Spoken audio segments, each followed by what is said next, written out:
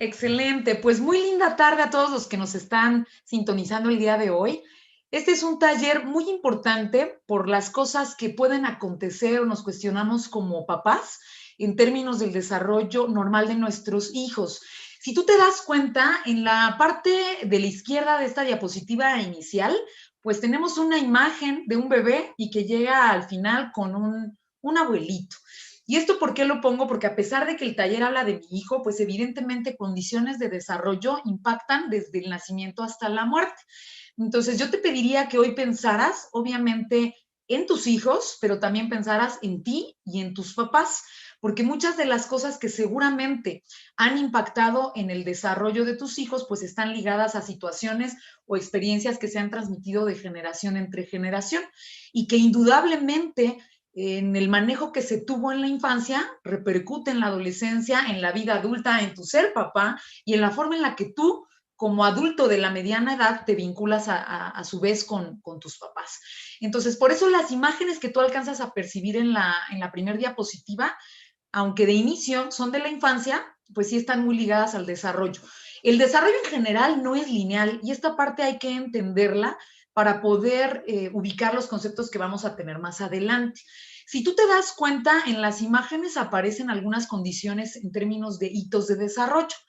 Los hitos de desarrollo son puntos críticos o momentos fundamentales en la vida de las personas en las que se espera que se logre una habilidad, una competencia personal, puede ser motriz, puede ser de lenguaje, puede ser cognitiva o incluso a nivel socioafectivo. Las imágenes probablemente te lleven a recordar un poco del desarrollo de tus hijos o incluso piensa en ti, en especial tus principales recuerdos de cuando eras niño, ¿sale? Ahora entonces, si me apoyas con la siguiente, por favor, Agustín. Vamos a empezar con un ejercicio para entender esta parte que les decía yo del desarrollo. Se hizo un experimento en psicología social hace mucho tiempo, donde a niños que nacieron en el mismo hospital, casi a la misma hora, con el mismo peso, la diferencia que tenían era que uno era niño y uno era niña. Se les pidió a personas que los podían ver a través de los cuneros que hicieran una descripción general de qué cosas ellos alcanzaban a ver en esos niños. Y entonces llamó mucho la atención que la descripción, a pesar de que la niña pesaba los mismos 3 kilos 250 gramos que el varón, fueran en términos de que era delicada, que era frágil, que era tierna, con respecto a lo que se dijo del niño. Y que decían, bueno, los papás, ¿cómo alcanzas a ver al niño? Decían, bueno, varonil, fuerte, inteligente, y a la niña dulce, tierna. Entonces llama mucho la atención que a veces la expectativa que se pone, independientemente de las características que puede tener el niño, haga que el trato que tú tienes como papá, como abuelito, como hermano, haga la diferencia. En la parte de abajo, yo puse dos curvas normales. Esto para mí es muy importante para que tú entiendas que cuando yo hablo de desarrollo normal o anormal en los niños, hablo de un criterio estadístico. Y es fundamental que lo tengas claro porque a veces como papás nos cuestionamos, esto es normal y pensamos que lo normal tiene que ver con que si es bueno o malo. Y la idea no es esa. El concepto de normalidad es un criterio estadístico considerando la campana de Gauss.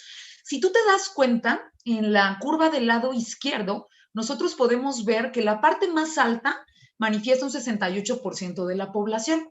¿Y eso qué quiere decir? Que estadísticamente la mayoría de las personas caen en ese rubro. Cada vez que yo te diga en esta plática, en este taller, que es una conducta normal, piensa justamente en esta curva. Entonces, lo normal es lo que está en ese 68%. Si tú te das cuenta, en los extremos de color gris aparece un 1%. Eso vendría siendo a los extremos lo anormal. Entonces, cuando en tu mente pienses, esto que hace mi hijo es anormal, cuando vayamos más adelante especificando en los diferentes hitos de desarrollo, piensa en que se sale de la curva normal, que es una conducta que la mayoría de los niños, adolescentes, adultos o ancianos no se esperaría que tuvieran en ese rango de edad. Ahora bien, hay un color que es el naranja, que habla del 14% de un lado y 14% del otro. Sigue siendo la norma, pero al final del día es la norma baja o la norma alta. Del lado derecho yo te puse a manera de ejemplo visual una curva normal de estatura, que es un hito de desarrollo del que vamos a hablar el día de hoy, del peso y la talla. Entonces, si tú te das cuenta para ejemplificarlo, pensemos que todos los niños que están formados en esa curva normal son de la misma edad, así como los bebés que yo describí arriba, ¿no? Entonces nacieron el mismo día, pesaron ciertamente lo mismo al nacimiento, son similares. Pero resulta ser que a la luz del tiempo, cuando los comparo, lucen en estatura diferentes y en peso, si tú los alcanzas a ver. Entonces aquí el asunto es que la norma es la mayoría de los niños que tienen una estatura similar, tú lo alcanzas a notar. La norma alta es ese niño que tiene la playera roja, perdón, la playera verde, que se ve muy alto. Y tiene la misma edad que el otro niño que está al extremo, que resulta ser el más bajito. Entonces, ojo, si queda claro que la norma es un criterio estadístico y que la mayoría cae en el centro, puede ser norma baja o norma alta, pero alcanza un 95% de la curva, si hablamos en ese porcentaje que se ve en la imagen. Entonces, lo que vamos a visualizar el día de hoy es que las conductas, comportamiento, el crecimiento, las habilidades cognitivas del lenguaje y demás de tu niño vayan en torno a lo que se espera que tenga la mayoría. Si alguna de esas conductas sale de la norma, es cuando ameritan una condición de intervención específica, sea nutricional, sea pedagógica, sea psicológica, etc. Si me apoyas con la siguiente, por favor, Agustín. Ahora bien, fíjate muy bien, la mayoría de los papás nos preguntamos en muchas ocasiones, ¿cómo puedo yo diferenciar como papá si una conducta es normal o es un verdadero problema? Porque muchas ocasiones nos llegan a decir, ay, no es normal, es por la edad. Pero la realidad es que depende mucho de estos tres factores donde te pido que pongas mucha atención. El primero es el grado del síntoma. Ubica tú mentalmente, si tienes por ahí una hojita y si tienes más de un hijo, si hay alguna situación específica que hoy en día te ocupe de ese hijo o de los hijos, o incluso dije hace rato, considera a los abuelos, considérate a ti, porque el desarrollo, dijimos, inicia desde el momento en que naces hasta el momento en el que te mueres, incluso desde el momento de la fecundación. Entonces, el asunto es que ubica ese síntoma en la persona que te llame la atención. Ubica la frecuencia con la que acontece el síntoma. Puede ser porque no es lo mismo que una conducta que te llama la atención aparece una vez al día o aparece una vez al mes. No es lo mismo que tu hijo moje la cama una vez al mes, en la noche, dormido, a que lo haga todas las noches durante los últimos 6 meses. No es lo mismo que lo haga cuando está en entrenamiento de control de esfínteres a que lo haga siendo adolescente. Entonces, aquí el asunto es que estas conductas, es la misma, control de esfínteres, pero la variación del síntoma tiene que ver con la frecuencia de ocurrencia, la intensidad del mismo y por supuesto que la edad. Si nosotros pensamos en algunos adultos mayores que pueden padecer incontinencia, pues tenemos que lograr un control de esfínteres, pero que por razones de la edad o alguna infección en vías urinarias o demás pueden tener algún escape de orina. Y entonces es esperable y es normal que después de cierta edad, algunos ocurre después de los 55, 60, hay algunos escapes de orina. Eso es normal, pensando en la curva que te mostré al inicio, lo cual no sería esperable ni normal, por ejemplo, en la adolescencia. Puede acontecer y a lo mejor es producto de una condición emocional que no se está trabajando, quizá un abuso sexual, una condición de violencia. Entonces, hay muchos posibles detonantes de síntomas. Lo primero que quiero es que establezcas en quién vas a estar pensando y si hay un síntoma que te ocupe. Anota, por favor, cuál es la frecuencia y la intensidad del síntoma. La intensidad, mídela en una escala subjetiva, porque a lo mejor tú me puedes decir, quizá yo tengo un hijo adolescente y últimamente por la condición de confinamiento he notado que está ansioso, pero no es lo mismo que esté ansioso y que aviente sus cosas y que rompa cosas, a que esté ansioso y que te esté expresando que siente que no puede respirar, que extraña a sus amigos, etcétera. Entonces, la intensidad mídela en una escala subjetiva del 1 al 10, siendo el 10 el grado máximo de ocurrencia del síntoma en intensidad, que digas, esto es algo desproporcionado que nunca yo había visto que se presentara en mi hijo. Y siendo entonces el número 1 un grado de aparición, pero que en realidad no resulta tan problemático, pero que sí hay que ponerle atención porque era algo que originalmente no acontecía.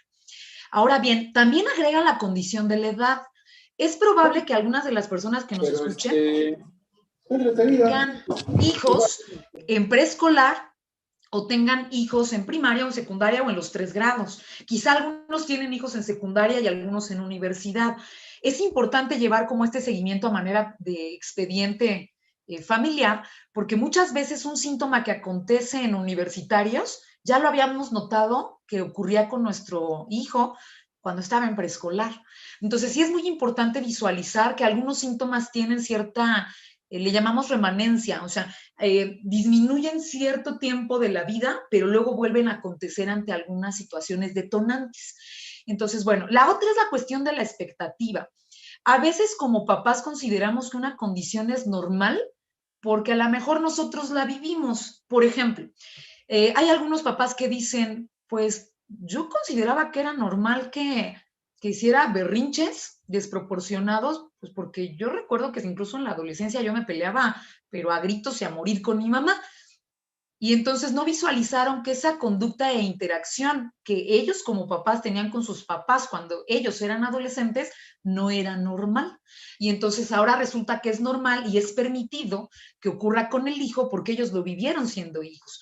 Entonces a veces las expectativas pueden generar una visión distorsionada o subjetiva de cómo nosotros consideramos que una conducta de nuestros hijos puede ser esperada o no. Por ejemplo, hay algunos papás que hacen referencia, bueno, pues tiene 5 años y no habla bien. Entonces, es normal, pues porque yo aprendí a hablar, incluso hoy en día como adulto no pronuncio ciertos fonemas y no, no es normal. Recuerda, siempre pensando en el concepto de curva normal. No es normal que un niño a los 5 años no hable bien o no se le entienda lo que dice. Hay incluso algunos que no hablan. Entonces, el asunto es que tú tengas claridad de que hay algunas cosas que quizá en tu familia son esperables o permitidas, pero que no son normales. Entonces, bueno, esa expectativa a veces nos hace pensar que hay cosas que naturalmente van a ocurrir. Y ojo, aquí el asunto es que si nosotros detectamos a temprana edad una condición anormal o que está en la norma baja o en la norma alta, que nos esté generando una situación conflictiva, la podemos detener a tiempo. A veces no visualizamos que una conducta chiquita, con el tiempo, si se sigue reforzando sin darse cuenta, se va a hacer un problema gigante. Y entonces a lo mejor nosotros no alcanzamos a ver, pensemos, que hay un niño que está en segundo de primaria y que no domina la condición del proceso de lectoescritura. Y a lo mejor decimos, bueno, no pasa nada, a lo mejor en tercero lo logra. Y resulta ser que llega a tercero y llega a cuarto y no solo no es la condición de lectoescritura, sino también la condición del proceso que implica multiplicar. Y entonces hay chicos que llegan a veces a la época de primaria mayor, sexto, primero de secundaria, y no dominan las tablas de multiplicar. Y aquí el asunto es no solo la mecanización, que es un proceso importante, sino también el entendimiento de cómo llegar a la respuesta, aunque no te sepas de memoria la tabla. Entonces, ¿qué acontece? Que a veces llegan a la universidad y que si no dominan las multiplicaciones, ya no digas en la carrera, pero en la vida de adultos, no reciben bien los cambios, les cuesta trabajo ser administrados en el manejo de sus finanzas, y a veces otras condiciones de carácter emocional hacen que, aparte de tener la dificultad de carácter académico en esta condición de manejo de matemáticas, pues genere un problema mayor. Y luego entonces vámonos con adultos de 40, 50 años que no son hábiles para el manejo de finanzas, que se endeudan, que pierden propiedades, etcétera, etcétera. Entonces, si te das cuenta, una conducta de estas que parecía chiquita y que no se le puso atención en un momento particular de la vida, sí va a traer consecuencias importantes a futuro. Ahora bien, la idea es diferenciar, decíamos, una conducta normal de un verdadero problema. Recuerda, el verdadero problema radica en aquel porcentaje que está al extremo de la curva. Ahora, no olvides que el desarrollo no es parejo. Puede ser que a lo mejor tú evalúes que tu hijo es muy bueno, digamos, en la condición cognitiva, pero resulta ser que en la condición motriz no lo es tanto, en condiciones de lateralidad, de izquierda, derecha, de salto, etcétera. Y entonces resulta ser que a lo mejor es muy bueno en un área, pero en la otra no. ¿Qué vendría siendo lo ideal? Pues que nosotros tratáramos de trabajar como papás, que haya una condición que pueda equilibrar todas las áreas de desarrollo, para que entonces ese desarrollo que no es lineal y que no es parejo, sí se vuelva un poco más homogéneo. Ahora bien, hay momentos críticos en la vida para adquirir ciertas habilidades y por eso es bien importante, incluso con hijos adolescentes, todavía se pueden moldear muchas cosas que ya cuando uno sobrepasa los 24, 25 años ya cuesta más trabajo modificar. Entonces, aquí el asunto es que hay momentos críticos para adquirir ciertas competencias en capacidades y en habilidades en la vida. Si ese momento crítico ya pasó, va a costar más trabajo. Por ejemplo, piensa a lo mejor en tus papás o en tus abuelos. Si tienes la dicha o la fortuna de tenerlos, a lo mejor son personas que ya sobrepasan los 60 o los 70 años. Y entonces a lo mejor algunos tuvieron o no la posibilidad de estudiar. Aprender a leer no es lo mismo hacerlo cuando estás en kinder que hacerlo cuando ya tienes 50 años. Entonces, aquí el asunto es que incluso algunos adultos mayores empiezan a manifestar algunas pérdidas de las cosas que aprendieron cuando eran niños. Pero hay un dicho popular que dice que lo que bien se aprende jamás se olvida. Y es por eso que nosotros vimos en la imagen del inicio al bebé y al final vimos al abuelito, que hay algunas situaciones que incluso se parecen mucho en el desarrollo en las personas de la tercera edad que en los niños, en términos de motricidad, en términos de lenguaje, en términos incluso de memoria y habilidades cognitivas. Por eso en muchas ocasiones lo que tenemos que trabajar con los niños es algo que nos vendría bien hacerlo con los adultos mayores. Ahora bien, yo el día de hoy no voy a hacer preguntas específicas de ustedes para guardar la confidencialidad de la información de sus niños o de la persona en la que estés pensando. Sin embargo, sí es importante que tú vayas haciendo tu anotación para que puedas identificar en la recta final de nuestra charla qué cosas vale la pena que se modifiquen. Pero el asunto entonces es que tú puedas de primera instancia reconocer, porque a veces justamente la negación es la que nos hace no ver lo evidente.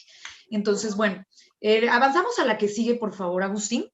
En esta imagen tenemos de manera condensada, y es lo que vamos a trabajar el día de hoy, las cosas como más relevantes que pueden tener un impacto emocional, cognitivo, académico, incluso de elección de carrera, etcétera, en el desarrollo. La primera con la que vamos a empezar a trabajar es con la condición biológica, que implica el peso y la talla. Aunque seas adulto, hay tablas que indican cuál sería tu peso ideal con una talla en específico, ¿ok? No importa si siendo adulto eres alto o bajo o eres de estatura promedio. Si hay un peso recomendado que pudiera ser útil para que tú verifiques si estás en la norma o no. Ahora, si tienes niños pequeños, sí es bien importante que tengas un registro mes a mes de ese desarrollo tanto en peso como talla. Ojo, ten muy en cuenta que obviamente hay condiciones de genética. Si a lo mejor papá o mamá somos bajitos, pues pretender que el hijo tenga estatura arriba del promedio no es tan real, a menos que haya una condición a lo mejor de herencia con los abuelos o incluso una condición deportiva y alimenticia que pueda favorecer ese desarrollo. Pero aquí el asunto justamente es que vale la pena que si tú identificas que hay factores de carácter genético que pueden vulnerar estas áreas, pues desde pequeñitos empieces con tus niños a trabajar que hagan una actividad deportiva formal. Yo sé que por la condición del confinamiento eso es un poco más complicado. Sin embargo, estar como muy atentos a hacer ejercicios y actividades de carácter físico en casa es fundamental para un desarrollo potencialmente mejor de la condición de peso y talla. Ahora bien, también es bien importante que tú pienses y que visualices esa imagen con la que tú ves a tus hijos, porque en muchas ocasiones esa imagen física genera una expectativa en las personas que los tratan de una manera en particular. Por ejemplo, en ocasiones tenemos que hay chicos en edad, pero grandes en tamaño. Y eso hace que a veces la expectativa de las personas que conviven con ellos sea que se les trate como niños más grandes cuando no lo son. Y en ocasiones se cae en el error de pensar que como son más grandes de tamaño, se les puede pedir o exigir cosas que en realidad no están preparados para hacer porque son chicos en edad. Eso si lo ves tú en la época de la adolescencia también impacta mucho. A veces encontramos que hay pubertos que a lo mejor ya están en cuarto, quinto de primaria, pero que ya lucen como adolescentes. Y hay ocasiones que hay chicos de tercero de secundaria, chicas, que siguen viéndose como si estuvieran en sexto de primaria. Y esto impacta mucho en la parte emocional. Por eso te decía, piensa en ti y cómo eras cuando eras niño o niña, porque el saberte diferente sí marca algo en tu desarrollo emocional también. Todos estos hitos de desarrollo de los que estoy hablando los vamos a ir ligando, porque yo empecé a hablar de peso y talla, pero eso me lleva a hablar también de condiciones de imagen corporal. Y eso en la adolescencia es fundamental para estas condiciones de qué tanto me quiero, cómo me veo. Y ojo, cuando hablamos de la patología o la psicopatología emocional, pues nos encontramos que los trastornos alimenticios que pueden acontecer con más auge en la etapa de la adolescencia también están muy ligados a cómo se manejó la condición de alimentación en la infancia. Entonces, sí es importante, checa ahí el registro que tengas de peso y talla, que caiga en la norma de la que habíamos hablado y pon a trabajar, ponte en acción. Si tú detectas que tu hijo o hija está bajo en peso o en talla, hay que tener el seguimiento pediátrico. Recuerden que hasta los 18 años, así sean adolescentes, los pediatras son los especialistas indicados para esta parte.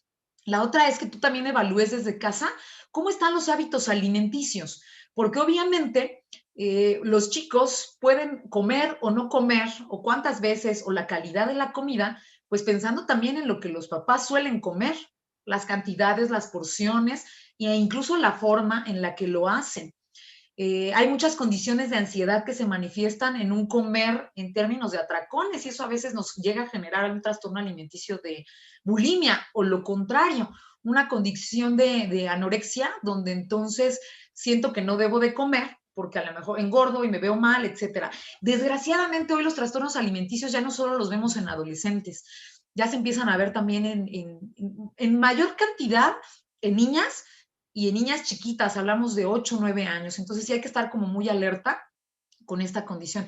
Y bueno, incluso te decía, checa tu peso y tu talla, evalúa. Hoy en día la Organización Mundial de la Salud nos está recomendando que hagas 30 minutos al día de actividad física si eres niño durante 5 días. Entonces, aquí el asunto es que en la medida en la que se van incrementando los niveles de obesidad infantil y de obesidad en general en México, pues vale la pena estar como más pendientes de qué comes, de cada cuánto comes y de qué actividad física tú realizas. Ahora bien, si tú trabajas en esta condición de hábitos, invariablemente vas a impactar en el desarrollo normal, afectivo y social tuyo, de tu familia y de tus hijos. Entonces, fíjate, por eso decía que todos los hitos de desarrollo impactan. Entonces, ¿qué sería normal? Pues que estuvieran comiendo, eso dicen los nutriólogos, 5 comidas al día, 3 comidas y 2 colaciones. Ojo, hay que considerar, recuerda, la palma de tu mano para las porciones que tienen que ver con proteína especialmente. Entonces, evalúa cuánto estás comiendo y qué estás comiendo. Y qué tanto a lo mejor si tú, tu hijo, tu hija, de repente, aunque no tenga hambre porque ya comió, se va y se da una vuelta al refrigerador porque está llenando otras cosas de carácter afectivo con el alimento. Entonces, sí es muy importante ligar la parte de alimentación con la parte emocional, porque muchas veces esto es anormal. Hay papás que para calmar situaciones de ansiedad de los hijos les dan comida. Entonces, eso es lo anormal, que yo te, ay, ay, ay, cálmate, te voy a dar una galleta. O no, no, cálmate, cálmate, puedes tomar un helado. Entonces, aquí el asunto es que lo normal sería establecer límites y hábitos correctos que van a impactar de manera saludable en los niños. Ahora bien, es un hecho que también la condición de hábitos de sueño y de higiene va a impactar en el desarrollo de peso y talla. La hormona de crecimiento tiene un impacto fuertísimo entre las 3 y 5 de la mañana. Pero para que eso ocurra, el niño tendrá que haber pasado por ciertas fases de sueño previas para que ese momento se dé. Entonces, en ocasiones, los endocrinos pediatras hacen referencia a que hay déficits de crecimiento en los niños porque no están durmiendo las horas suficientes. ¿Qué sería lo normal en un niño de kinder? Entre 10 y 11 horas. Hay algunos que ya no hacen siesta por la tarde, algunos las necesitan. Lo normal es que esa siesta no exceda los 15 o 20 minutos, porque el objetivo de esa siesta es que haya una recuperación. Es muy esperable que en la adolescencia los chicos quieran dormir siestas, están creciendo. Y entonces, por favor, papás, si tienen hijos adolescentes, sí están creciendo, pero eso no justifica que entonces se duerman 2, 3 de la mañana y se levanten al día siguiente, digamos fines de semana, a las 11 o 12 del día, aunque estén en vacaciones. Entonces, es un hecho que las rutinas tienen cierto carácter de flexibilidad. Lo que invitaríamos es a que esa flexibilidad pues también fuera congruente basándote en lo que esperas de un desarrollo normal de tus hijos. Entonces, ¿qué esperaríamos en horas que durmiera un adolescente? Pues entre 8 y 10, porque es obvio que ellos siguen en crecimiento y ya hablábamos de la hormona de crecimiento y es importante. No es lo mismo que te duermas a las 2 de la mañana y que duermas las 10 horas a que te acuestes a las 9 de la noche y que te duermas las 10 horas. Entonces, sí es muy importante que haya una condición de sueño normal. Ahora, en cuestiones de higiene, esto ocurre mucho o con los abuelitos o con los niños y con algunos adolescentes. Pues lo idóneo es que te bañes todos los días. He escuchado que algunos adolescentes dicen, ay, ¿a poco está mal? O no es... Ellos sí dicen, está mal, que no me quiera bañar 3 días seguidos. Más que bien o mal, no es lo normal.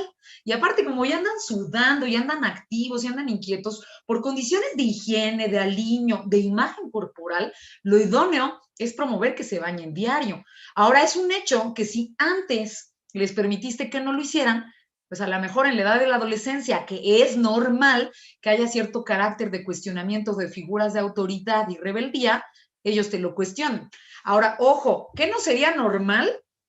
Que te lleguen a decir incluso groserías, a golpear o a no obedecer los lineamientos mínimos básicos de casa. Porque a veces los papás de adolescentes terminan diciendo, bueno, es que es la adolescencia, pero hay características normales de la adolescencia y hay otras que en definitiva son anormales y que incluso manifiestan como algunas alteraciones como psicopáticas, que no son propias o esperables de la edad. Ahora entonces, si regresamos a la condición de higiene, pues sí es importante que se bañen y que se bañen solos. ¿Cuál sería la edad normal o esperable para que ellos lo pudieran hacer? Motrizmente sabemos que alrededor de los 5 años un niño ya podría bañarse solo. Sí hay que darle sus vueltas, ¿no? E incluso verificar que lo haga bien. Hay algunos chicos quizá de tercero o cuarto de primaria que ya se asume que se bañan solos, pero el asunto es que nos hemos encontrado con que reportan, ay, ni me baño, solo me quedo ahí con el agua y salgo todo empapado, pero ni me baño. Entonces, ¿qué es lo normal como papá? Pues que tú estés pendiente, si tiene 5 o si tiene 15, que lo haga. Claro, no es normal que un papá de un adolescente de 15 se vaya a meter al baño a verificar cómo lo hizo, porque establecemos que ya hay un vínculo de confianza y de comunicación previo, esperable, normal, como para que esa condición de decir la verdad acontezca. Entonces, bueno, esta parte es importante. Peso y talla va a definir muchas cosas, porque el asunto es que cuando tenemos niños que no están comiendo bien, ojo, una de dos o una de muchas, puede ser que el niño sea melindroso y hay una etapa normal para que esto ocurra, regularmente ocurre por ahí de los 3 años. Cuando los niños empiezan a comer papillas, de primera instancia prueban hasta papillas de cebolla, ¿no?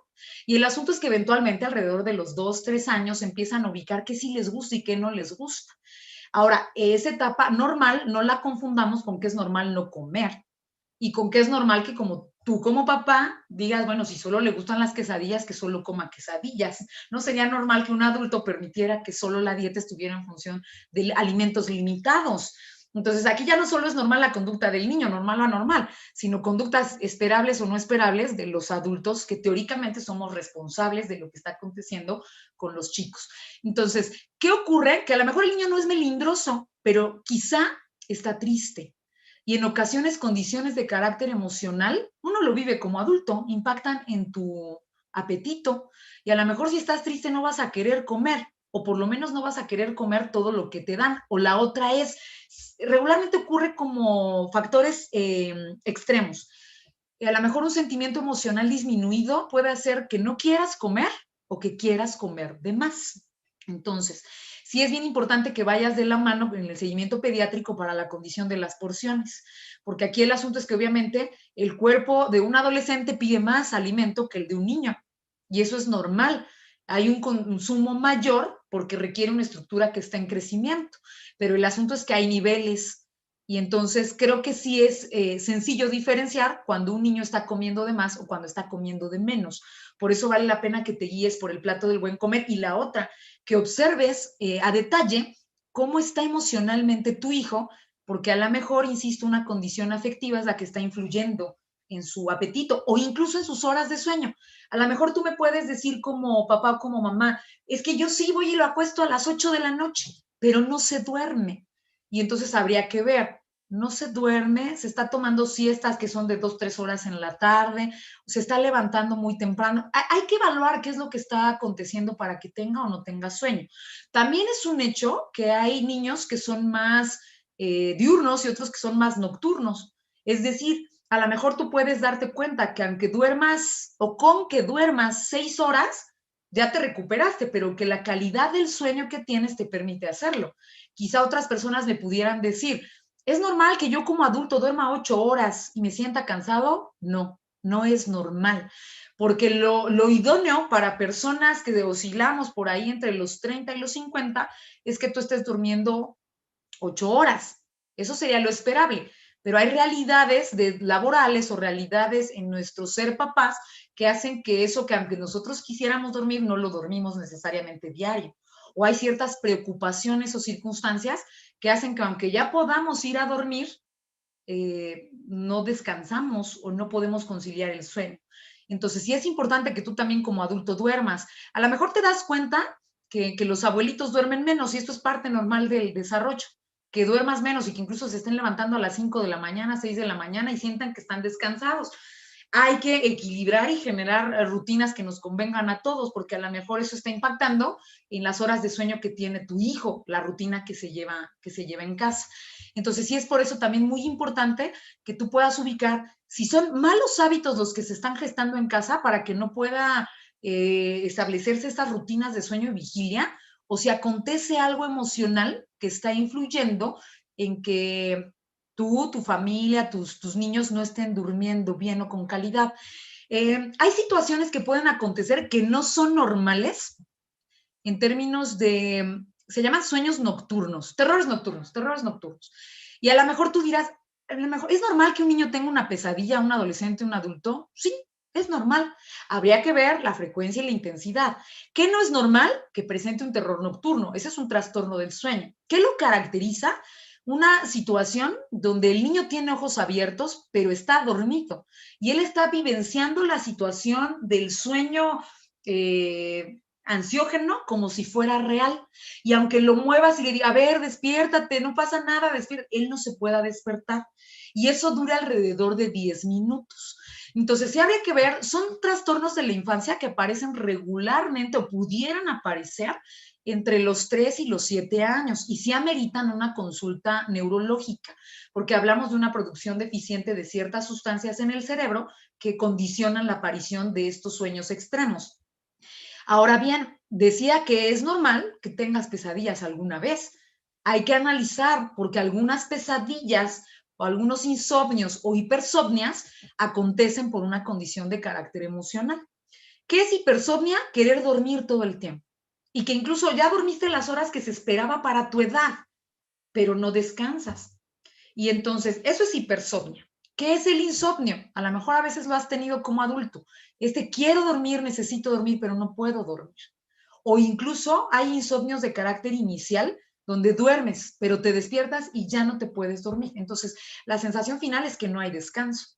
Entonces, esas son condiciones anormales de una situación propiamente de sueño. Pueden acontecer en diferentes edades. Recuerda, la diferencia es la etiología. Es un concepto médico que tiene que ver con el origen del síntoma.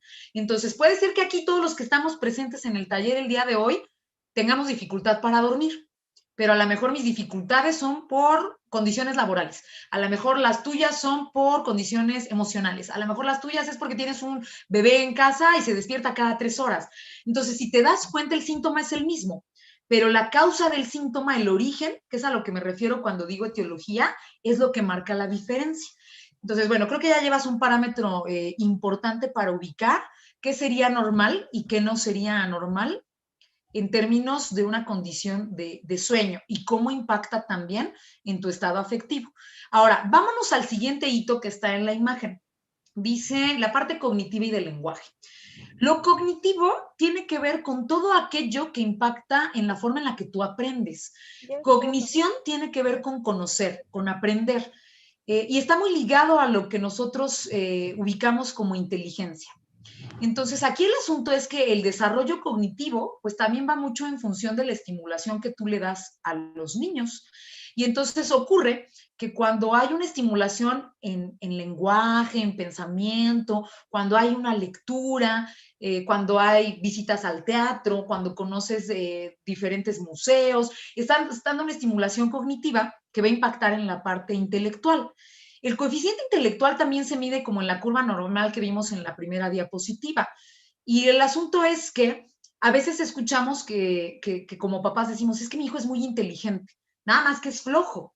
Y el asunto es que a veces nos confundimos. Sí es normal que un niño pueda ser flojo y sobre todo ante una situación que no le llama mucho la atención, una materia que no le agrada.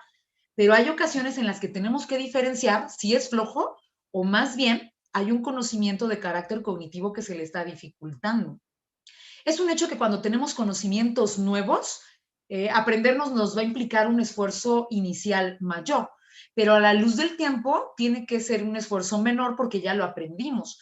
El asunto es que el aprendizaje académico y de vida lleva precurrentes y subsecuentes.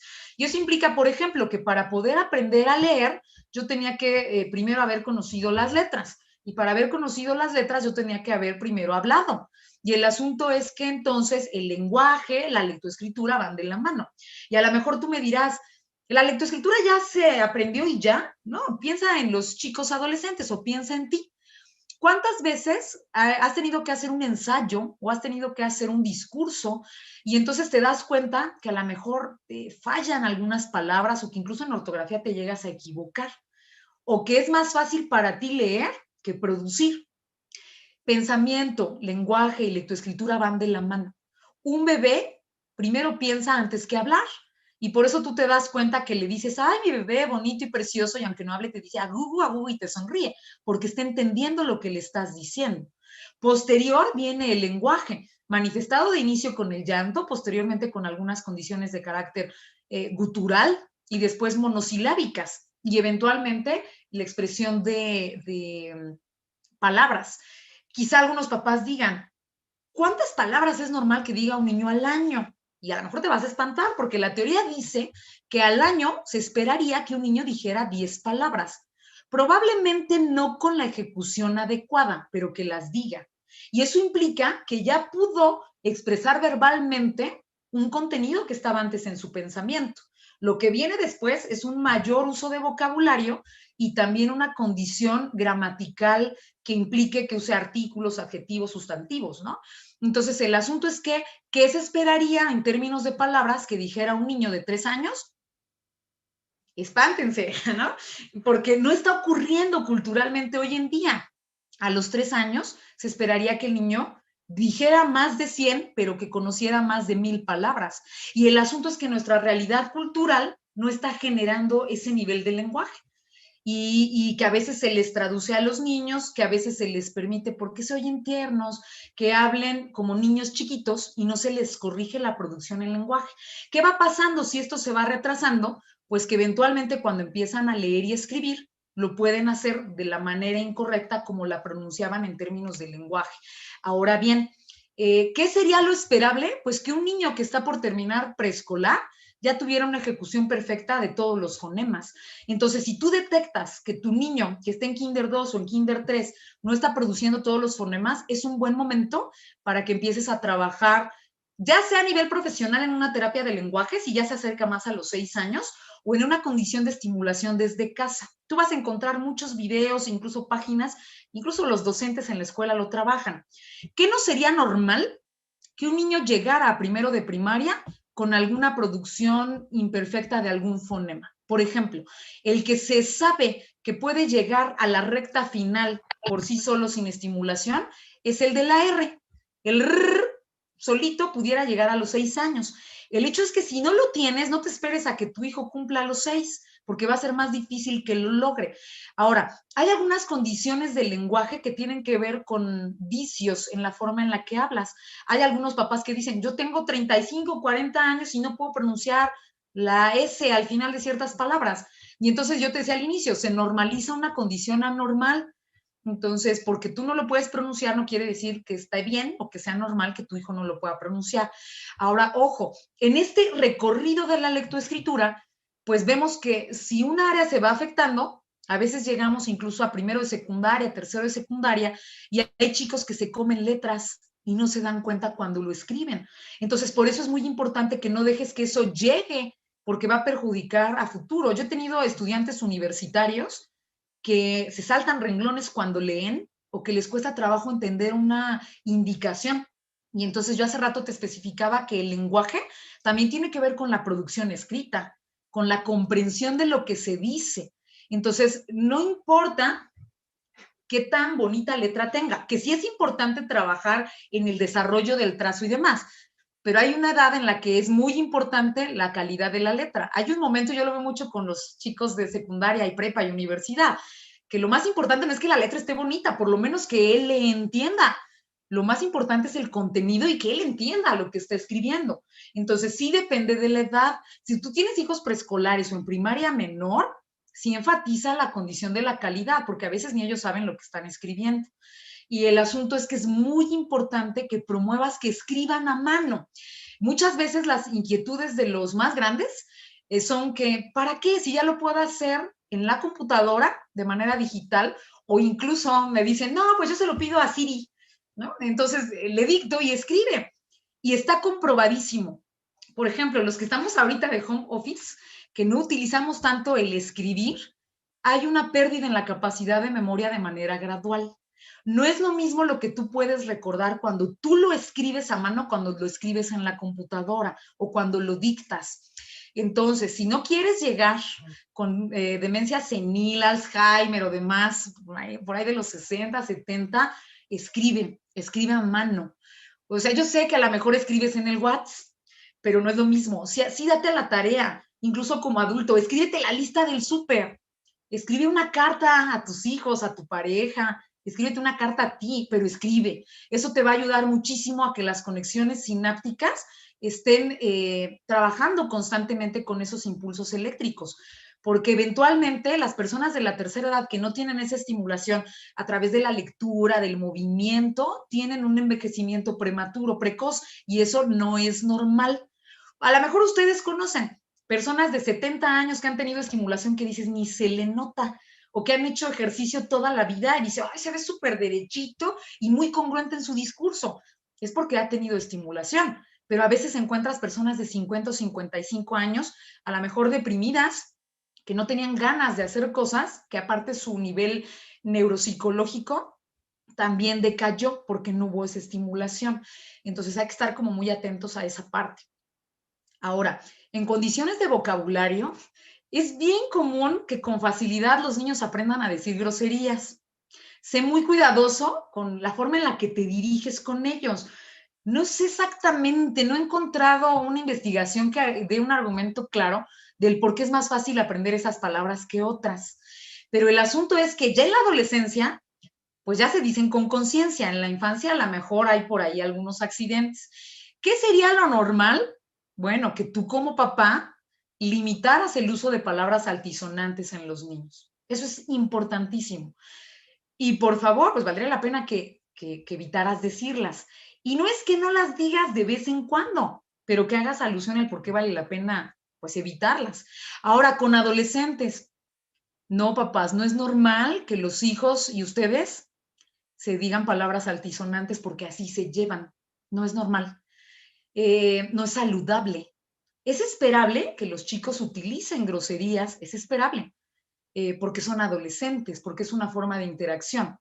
Pero sí valdría la pena que tú pusieras el límite de cómo se comunican contigo o incluso el tipo de palabras, porque a veces no necesitas decir una grosería, pero habla del tipo de vínculo o interacción, la forma en la que tú te hablas con tus hijos, con tu pareja, con tus compañeros de trabajo, en la forma en la que incluso tienes un vínculo con ellos.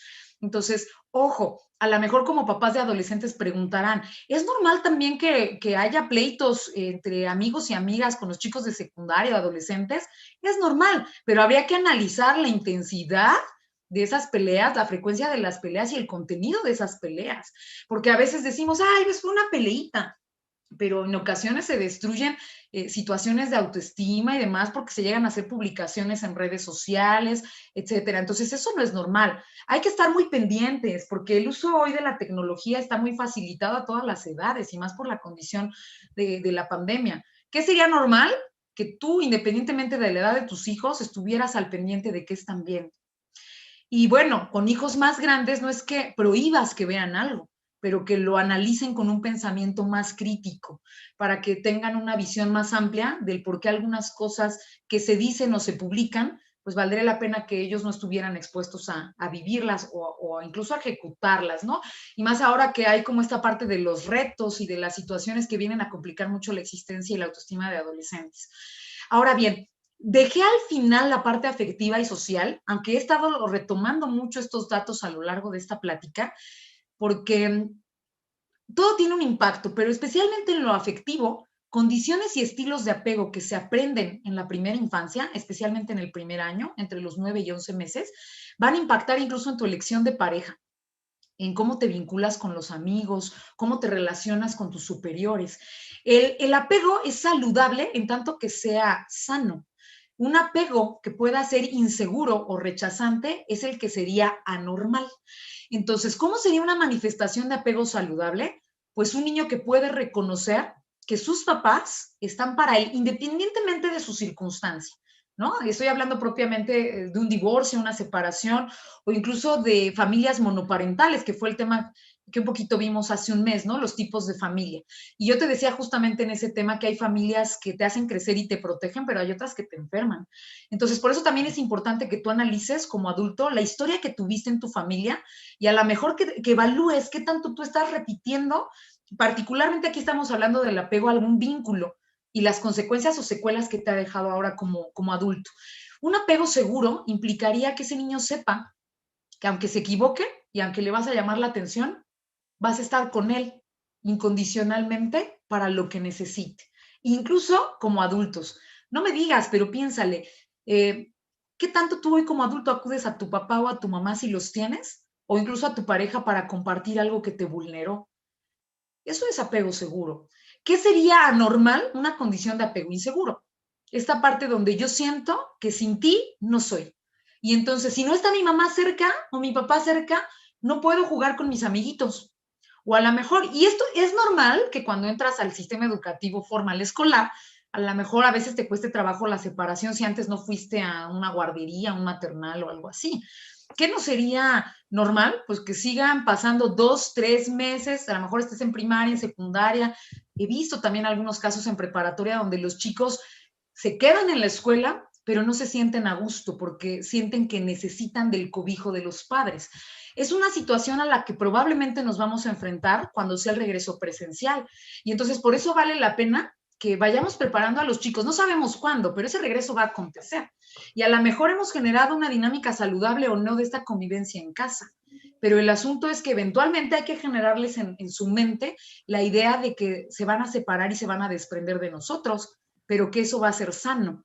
Entonces, el asunto es que este estilo de apego, yo te decía, que también impacta mucho en tu vida amorosa.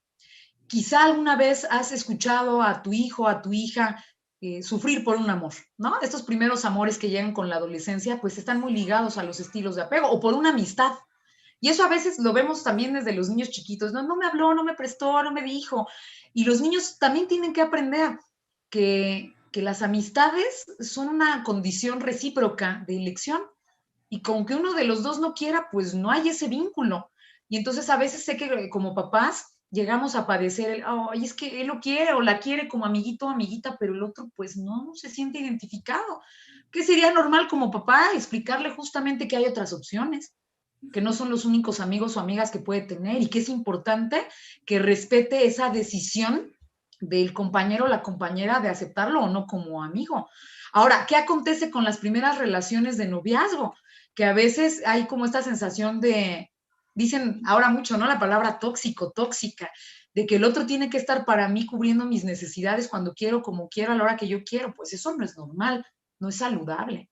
Entonces, independientemente de la edad de tus niños, evalúa cómo es el tipo de apego con el que tú te vinculas con ellos, porque esa forma es la que ellos van a replicar con su entorno. Entonces sería fantástico que si tú estás detectando que hay un apego por ahí que no es el más saludable, pues empieces a trabajar con ellos una forma distinta, modélala con el ejemplo, eso va a ayudar mucho. Hay otro apego que también es patológico y que es el rechazante. Entonces se manifiesta en situaciones donde me da miedo vincularme porque siento que no van a estar para mí cuando los necesito. Y entonces el asunto es que son esos chicos o chicas o adultos que terminan diciendo, no, pues yo no quiero vincularme con nadie, así estoy bien, porque hay un temor de sufrir un daño. Pero el asunto es que ese daño ya aconteció antes, porque estos estilos de apego yo te decía que se gestan en el primer año de vida. Entonces aquí el asunto es que si en ese momento, entre los 9 y los 11 meses aproximadamente, a lo mejor el niño sufrió la ansiedad de que papá o mamá no estaban, a lo mejor papá o mamá falleció o a lo mejor tuvo que vivir una condición atípica, pues la figura de apego con la que tú te vinculas es la que te cuidó. Entonces aquí habría que ver esa parte del desarrollo y cómo se está manifestando en la actualidad. Ahora bien, agregué condiciones de juego porque la interacción social normal implica que un niño quiera jugar. Incluso los adultos, en otras sesiones hemos bailado, ¿no? En otras sesiones hemos jugado porque han estado los niños por ahí. Entonces, el asunto es que el juego es una forma muy saludable de expresión de emociones. Cuando alguien no juega, no importa la edad, tiene una condición vulnerable. He escuchado que algunos papás me dicen, es que yo no sé jugar. Cuando les dices, jueguele, a lo mejor si usted juega con el niño se va a ahorrar la terapia, porque a través del juego tú puedes enseñar muchas cosas: tolerancia, respeto, valores, reglas, conteo, lectura, incluso a través del juego físico favoreces el crecimiento, etcétera, ¿no? Entonces, no importa la edad que tengas, juega. A lo mejor hay juegos que te gustan más a ti como adulto, quizá ajedrez, dominó, cartas, a lo mejor te gustan juegos karaoke, pero el asunto es jugar, porque la condición lúdica también relaja la mente. Y entonces, ¿qué sería anormal? Que tú, tu hijo, tu esposa, tu mamá, tu abuelita no quiera jugar. Entonces, lo normal es buscar situaciones lúdicas. A lo mejor alguien, lo lúdico es ver chistes o contar chistes. A lo mejor para alguien lo lúdico implicaría juegos de mesa. A lo mejor para alguien lo lúdico está ligado a lo deportivo y nos vamos a jugar básquetbol o fútbol, pero el asunto es que lo normal es querer tener movimiento, querer tener actividad. Si no hay, es anormal. Ahora, habría que ver, porque yo sé que las condiciones actuales a lo mejor nos limitan el tiempo para el juego. Yo te recomendaría que por lo menos buscaras una vez a la semana tener este juego familiar y que ubicaras algo que les gustara a todos o que fueran rolando semanalmente estas actividades lúdicas para que se sintieran más relajados y se sintieran también en una condición de interacción más agradable. Agregué aquí algo que es bien importante en términos de la curiosidad sexual y en psicología le llamamos complejo de Edipo. Es normal tener interés por la sexualidad y ojo, la sexualidad no es sexo, ¿no? La sexualidad tiene que ver con este identificarme como hombre, como mujer, incluso también que tanto me gusta mi cuerpo, cómo soy, cómo interactúo en función de cómo soy. Es normal que un niño ubique esta condición de imagen corporal. Sería saludable que desde chiquitos les habláramos con las partes del cuerpo como son. Y también sería muy importante que nosotros visualizáramos que ellos aprendieran a amar y a cuidar su cuerpo. ¿Por qué? Porque justamente muchas condiciones que eventualmente en la vida adulta se manifiestan en trastornos sexuales o en dificultades, por ejemplo, para tener un orgasmo o para tener una satisfacción fisiológica, pero también emocional en un compartir como pareja, tiene mucho que ver con lo que aconteció en la infancia. Es anormal que haya papás, es no saludable que haya papás que incluso les digan, no te toques los genitales, te huele feo la mano, te van a salir pelos en la mano. Eso es anormal y no sería saludable. O sea, sí es importante retomar el tema del contacto físico privado de los niños pequeños, en una condición privada, enfatizarles a los niños que nadie los puede tocar, ni ustedes como papás, cuando ellos van creciendo, a menos que vayan a una condición de revisión médica y demás. El amor por el cuerpo, esta idea de imagen corporal saludable, incluso va a hacer que los chicos disfruten más la sexualidad con conciencia cuando elijan hacerlo. A veces, muchas ocasiones, el temor de algunos papás es que hay una iniciación sexual temprana. Creo que aquí cuando hay un buen vínculo de comunicación, cuando hay una buena imagen corporal, esa decisión se va a postergar naturalmente por elección. Porque hablábamos hace rato de vínculos de apego, pero si nos vamos y lo ligamos con la condición de la sexualidad, es muy común y es triste que de repente haya intercambios de iniciación sexual a cambio de amor o de la sensación de amor. Entonces, doy mi virginidad a cambio de sentirme querido o apapachado. Yo sé que a lo mejor quizá ustedes han pensado o no que ese momento va a llegar con sus hijos, pero lo más bonito es que fuera una condición consensuada, elegida como una representación de acto de amor. Entonces, aquí el asunto es que ya estamos hablando ahí de una relación sexual completa, pero el amor por el cuerpo, el respeto por el cuerpo se enseña desde antes. Entonces, hay que evaluar cómo estamos nosotros transmitiendo ese mensaje con los hijos. Es esperable que se dé este famoso complejo de Edipo en la etapa preescolar. Hay una revisión del mismo en la adolescencia. ¿En qué consiste de manera general? En un enamoramiento simbólico por el padre del sexo contrario. Y entonces, en la primera imagen de la portada del taller del día de hoy, si mal recuerdan, había una mamá que le estaba dando el beso a un papá y el hijo. Y entonces es normal que hay esta parte donde hay una competencia, ¿no? Donde el hijo siente que él puede ser el novio de la mamá y no el papá. O las hijas dicen, es que yo cuando sea grande me voy a casar con mi papá. ¿Y qué sería lo normal? Pues que los papás establecieran límites, donde se especificaran que los quieren mucho, pero que al final del día no son su pareja. Y ellos cuando sean grandes van a elegir y tener una, si es que así lo quieren hacer. Ahora, ¿por qué digo que en la adolescencia se da una revisión de este complejo de Edipo? Porque ya hay una separación normal, esperable, de los hijos con respecto a los padres. Por eso los amigos, las amigas y las primeras relaciones de noviazgo son esperables. Pero justamente estas revisiones donde estoy identificándome con cómo son las mujeres y cómo son los hombres, tienen mucho impacto en los primeros noviazgos.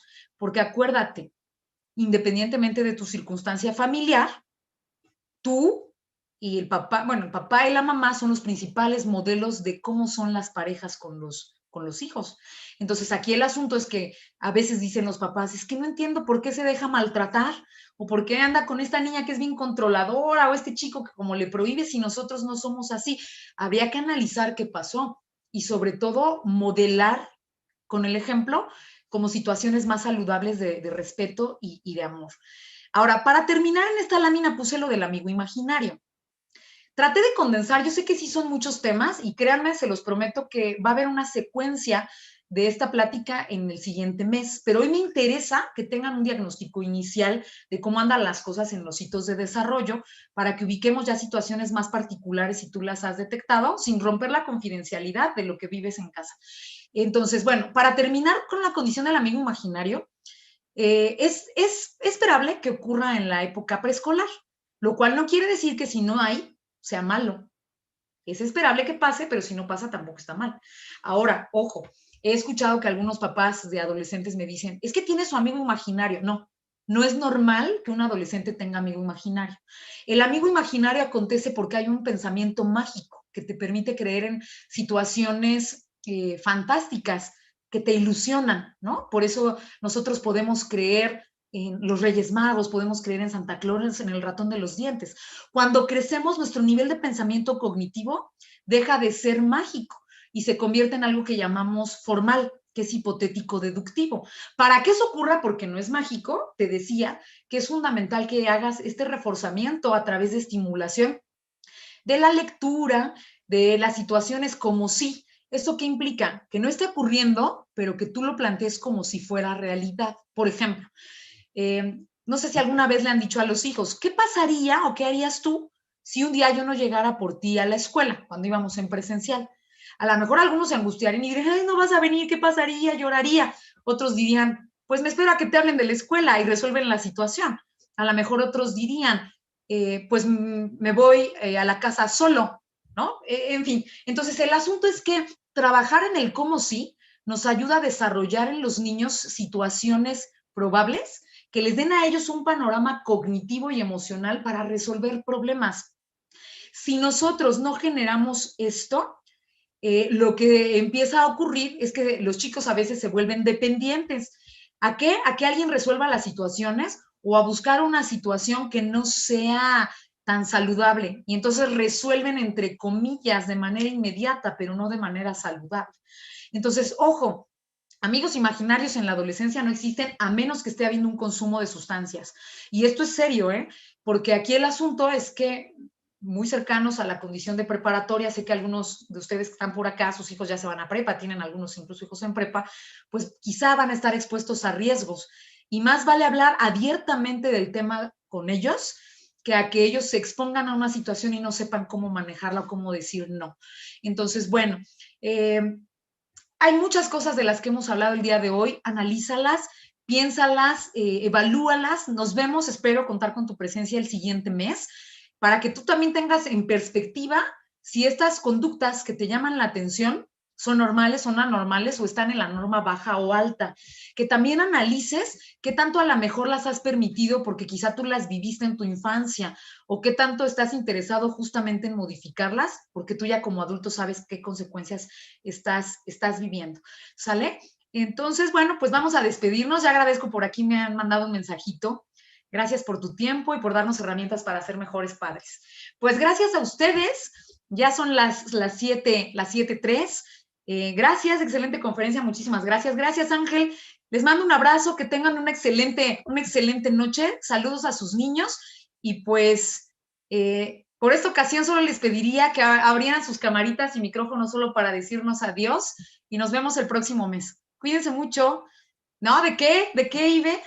Gracias también a ti por estar por acá. Les mando un abrazo, si abren sus micrófonos. Gracias, de Ana Sofía, Gracias. información muy importante. Cuídense. Gracias, Liz, hasta luego. Gracias, buenas noches. Hasta pronto. Buenas Que tengan noches. linda noche. Nos vemos. Igualmente, buenas noches. Bye. Bye. Bye.